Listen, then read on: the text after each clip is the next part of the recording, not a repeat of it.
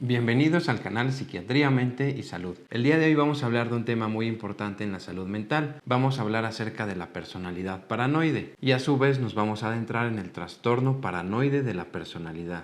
Y bien, antes de hablar de un trastorno de la personalidad es necesario definir qué es la personalidad. La personalidad se refiere a aquellas características que posee el individuo, las cuales se van a adaptar a un entorno externo, así como al interno, es decir, el cómo la persona se relaciona con su entorno y se relaciona consigo misma. Va a ser el cómo la persona se comporta, el cómo piensa y el cómo experimenta emociones y sentimientos. Y para hablar de un trastorno de la personalidad es importante que se va a tratar de un patrón inflexible de comportamiento, de pensamiento o de experimentación de emociones y sentimientos. En los trastornos de la personalidad, el individuo va a ser de cierta manera y va a pretender que el entorno o las demás personas se adapten a sus necesidades y no al revés. Es decir, va a haber una poca adaptación, va a haber una poca conciencia de cómo se es, de cómo se comporta, de cómo se piensa. Y por eso las personas con trastornos de la personalidad suelen tener muchos problemas en las distintas áreas de su vida. Las personas con un trastorno de la personalidad paranoide se caracterizan por tener una suspicacia y una desconfianza hacia los demás. Suelen ser hostiles, irritables y coléricos, es decir, se pueden enojar con mucha facilidad ante cualquier situación que ellos perciban un agravio. Algunos ejemplos de estas personas son aquellas personas que suelen ser altamente intolerantes, que buscan conflictos, peleas o agravios, las parejas que tienen celos patológicos o también llamada celotipia, muchos de ellos suelen tener este trastorno de la personalidad, y también los litigantes crónicos, es decir, aquellas personas que se la viven en procesos legales, en demandas y demandas por distintas situaciones. Respecto a la epidemiología, la prevalencia del trastorno paranoide de la personalidad oscila entre un 2 y un 4% de la población. Es decir, muchas personas van a contar con este tipo de personalidad. Y las personas afectadas raramente buscan tratamiento, porque ellas van a pensar que están bien y que todos los demás son los que están mal. Todos los demás son los que están equivocados, como suele ocurrir en todos los trastornos de la personalidad. Normalmente van a consulta cuando su pareja les recomienda ir, o alguna persona del trabajo, un jefe, les recomienda acudir a valoración, y ellos van a ir pero no van a experimentar malestar alguno respecto a su forma de ser. Este trastorno de la personalidad se diagnostica más en hombres que en mujeres. Y bien, respecto al diagnóstico, cuando un individuo con trastorno paranoide de la personalidad acude a consulta, puede parecer muy correcto y mostrarse desconcertado por encontrarse en una consulta psiquiátrica. La tensión muscular, la incapacidad para relajarse y la necesidad de escudriñar continuamente el entorno pueden verse fácilmente. Sus modales acostumbran a ser serios y pueden parecer carentes del sentido del humor. Y aunque algunas de sus premisas pueden parecer falsas, su discurso es lógico y va a ir dirigido a un fin, es decir, va a tener sentido lo que dicen, aunque claro, para las demás personas puede parecer exagerado. Y respecto a su contenido del pensamiento, es decir, lo que ellos van a pensar, suelen tener mecanismos de defensa como proyección. Es decir, si ellos piensan algo o sienten algo, van a mencionar que otras personas son las que lo piensen o lo sienten hacia ellos. Pueden tener prejuicios hacia otras personas, y también algo importante en este trastorno de la personalidad van a ser las ideas de referencia. Todo lo de alrededor va a tener que ver con ellos. Si otras personas se ríen, ellos van a creer que probablemente se están riendo de ellos. Si otras personas hablan a lo lejos, pueden creer que están hablando mal de ellos. Si alguna persona los voltea a ver, van a pensar que los volteó a ver porque los está criticando o los está juzgando.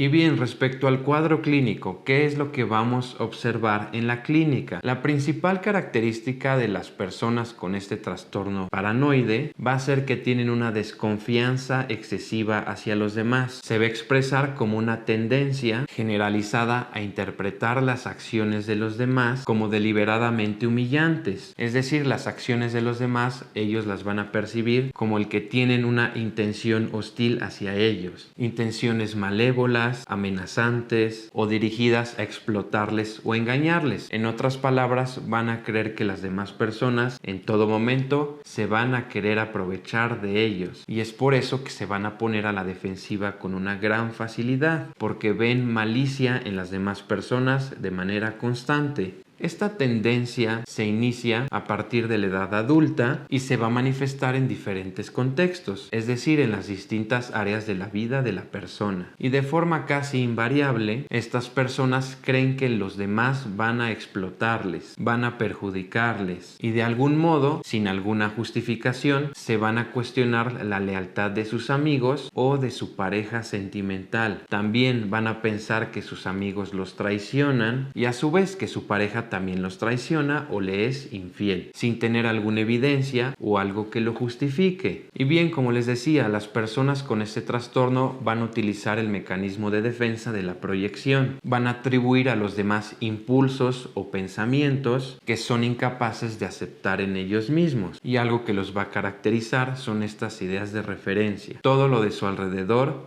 tiene que ver con ellos de una manera hostil y negativa. Van a percibir el entorno y a las demás personas como un peligro, como algo amenazante, algo de lo que deben protegerse. Las personas con este trastorno suelen limitarse afectivamente, es decir, les va a costar trabajo expresar sus emociones o sus sentimientos. Y el que más fácilmente van a expresar es el enojo, es la irritabilidad, la ira. Por su parte, también se van a enorgullecer de ser racionales y objetivos. Es decir, ellos van a creer que tienen la verdad de las cosas. Y todo lo que pasa, ellos le van a encontrar la explicación. Por una parte, se pueden mostrar poco cordiales y están muy pendientes e impresionados por el poder o el rango social. Es algo que les importa mucho, el estatus. Pueden mostrar desprecio por las personas que consideran débiles, enfermas o incapacitadas, y pueden parecer muy competentes, muy eficientes, aunque suelen provocar temor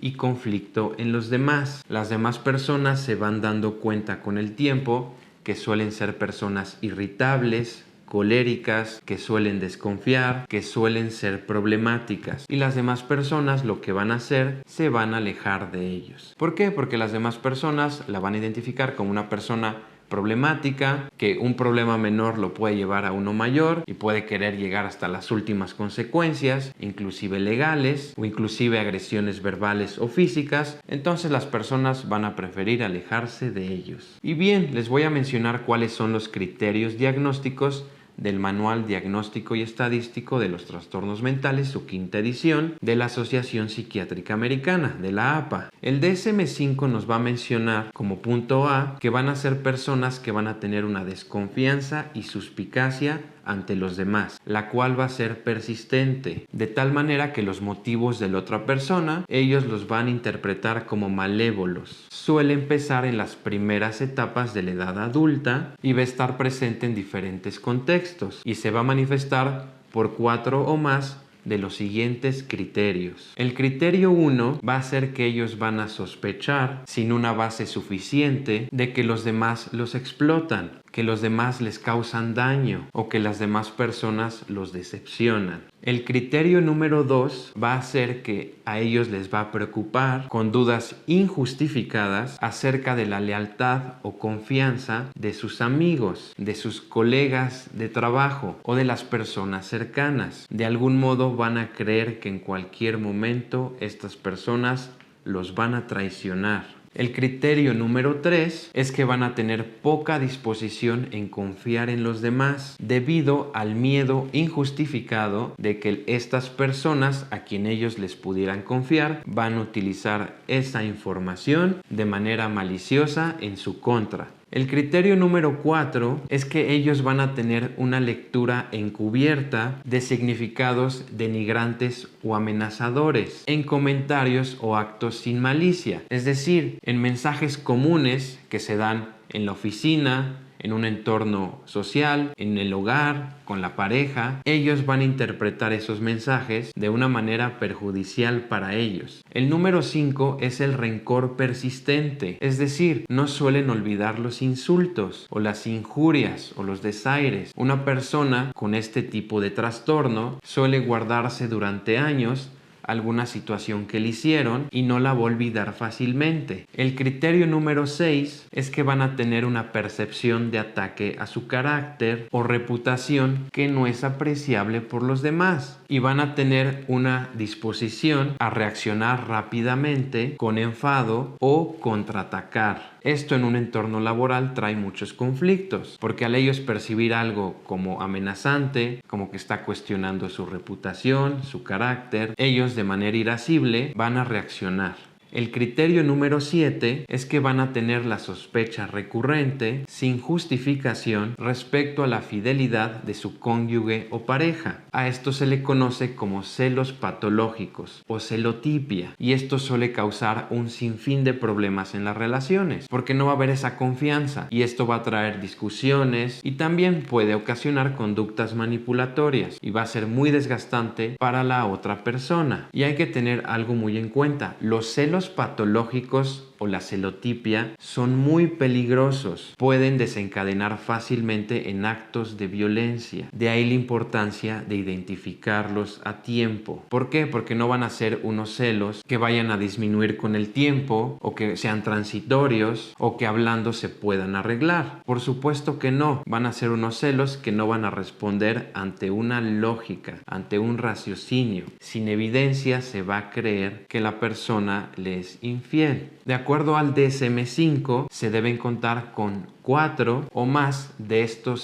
7 criterios. Y a su vez se tienen que descartar otros trastornos en los cuales podría haber una conducta, una forma de pensar o una manera de experimentar emociones y sentimientos de manera parecida, como la esquizofrenia. A su vez se tiene que descartar trastorno bipolar, sobre todo trastorno bipolar en fase de manía con síntomas psicóticos. También se debe descartar un trastorno depresivo con características psicóticas, y a su vez se deben descartar otro tipo de trastornos psicóticos como el trastorno delirante primario, el trastorno esquizofreniforme, el trastorno esquizoafectivo, psicosis inducida por sustancias, y no se puede atribuir a los efectos fisiológicos o una afectación médica como el caso de un delirio. Y es importante mencionar que este trastorno de la personalidad va a afectar las distintas esferas de la vida de la persona, sobre todo la esfera laboral, la esfera de pareja, la esfera escolar o académica, la esfera de amigos. Hay que recordar que las personas con personalidad paranoide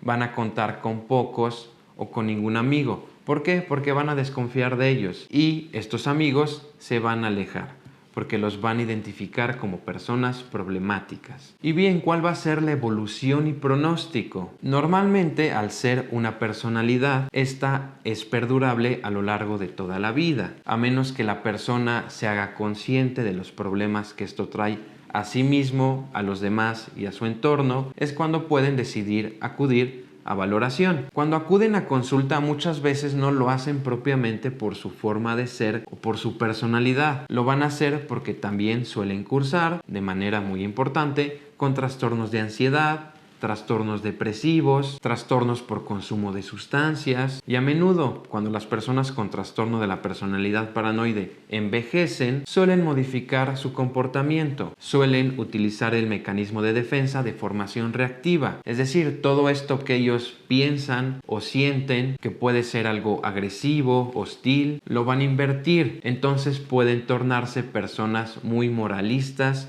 o altruistas, en las que no van a tolerar este tipo de comportamiento. Sin embargo, quienes lo están pensando y lo están sintiendo son ellos mismos. Por eso se van a defender con este mecanismo de defensa, formación reactiva. Aunque en general este tipo de personas muestran problemas crónicos en la convivencia con los demás. Como les dije, los problemas laborales y matrimoniales son de lo más frecuente en este tipo de trastorno de la personalidad. Y bien, ¿cuál va a ser el tratamiento? El más importante de ellos es la psicoterapia, pero no cualquier tipo de psicoterapia. Lo ideal es una psicoterapia individual, en el que el terapeuta se muestre siempre confiado en sí mismo, que no dé signos de debilidad y que también puede empatizar con la persona. En la terapia, cuando una persona con este trastorno de la personalidad observa algo que no le gusta, ve una intención malévola en donde no la hay, suelen abandonar su tratamiento porque creen que la otra persona les quiere perjudicar, como todas las demás, cuando en realidad no es así. Entonces, la psicoterapia con estos pacientes debe ser llevada con mucha cautela y profesionalismo. Es muy importante que el terapeuta sea empático con ellos y cuando el paciente se muestre hostil o demandante, de una manera asertiva, el terapeuta pueda, de una manera lógica y empática, minimizar este tipo de comportamientos para que la terapia se lleve a cabo de la mejor manera posible. Las terapias grupales no suelen funcionar en las personas con este trastorno, porque si bien les puede ayudar a mejorar sus habilidades sociales, ellos siempre se van a percibir como aparte de los demás, van a desconfiar de los demás. Y bien, respecto al tratamiento farmacológico, es importante saber que los pacientes con este trastorno suelen tener un alto grado de irritabilidad, por lo que esta puede tratarse. Se pueden utilizar inhibidores selectivos de la recaptura de serotonina, inhibidores selectivos de la recaptura de serotonina y noradrenalina,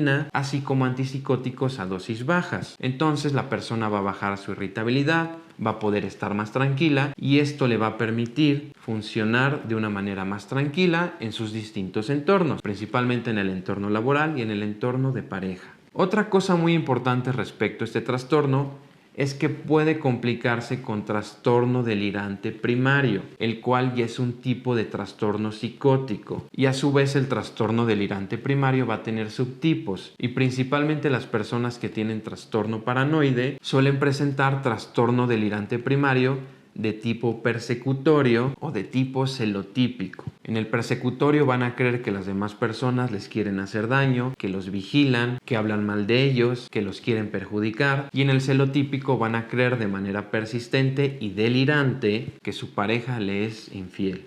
Y bien, ¿conocías acerca de este trastorno de la personalidad? ¿Conocías previamente la personalidad paranoide? Si es así, agradeceré que me lo compartieras en la caja de comentarios. También te agradeceré que este video lo pudieras compartir a personas que creas que les puede ayudar, ya sea a familiares, a la pareja o a las mismas personas que tengan estos síntomas, para que de esta manera los puedan identificar, puedan buscar atención y mejore su calidad de vida. Eso es todo por el video de hoy. Muchas gracias.